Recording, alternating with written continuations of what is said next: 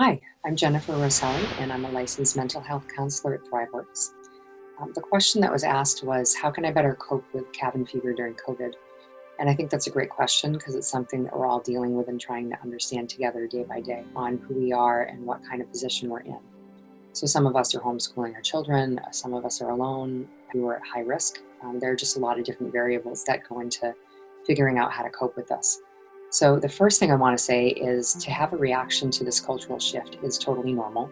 You might find yourself faced with different kinds of anxiety, and that's okay. Talking to someone who can help figure out what to do with that reaction can be really beneficial in understanding what would help you during this time. Questions that I give my clients are creating structure in your day.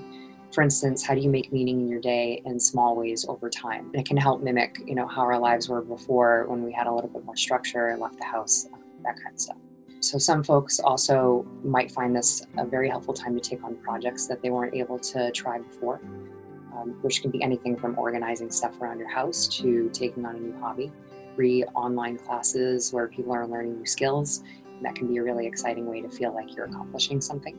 People are finding that this is a great time to connect with family and friends in different ways. Like I've had clients say that they attend certain social gatherings via Zoom or kind of online meetings, or have parades by driving by their family's house and keeping social distance in that way. So being creative about socializing, ways that we didn't previously think of.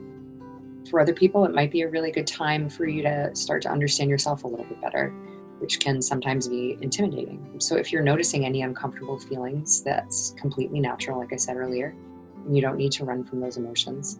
Sometimes these emotions are a sign that something needs to be addressed. So for instance, if a car was malfunctioning, it would start to make noises and shuddering and all these different kinds of things that would alert us that something needs to be adjusted with the car. So in some ways, people are similar, where our thoughts, emotions, and behaviors can become more pronounced in order to get our attention and our care. So ultimately, there's not a perfect solution to this, and that's okay. This experience is pushing us all out of our comfort zones, and while we explore ways to adapt, we're going to stumble.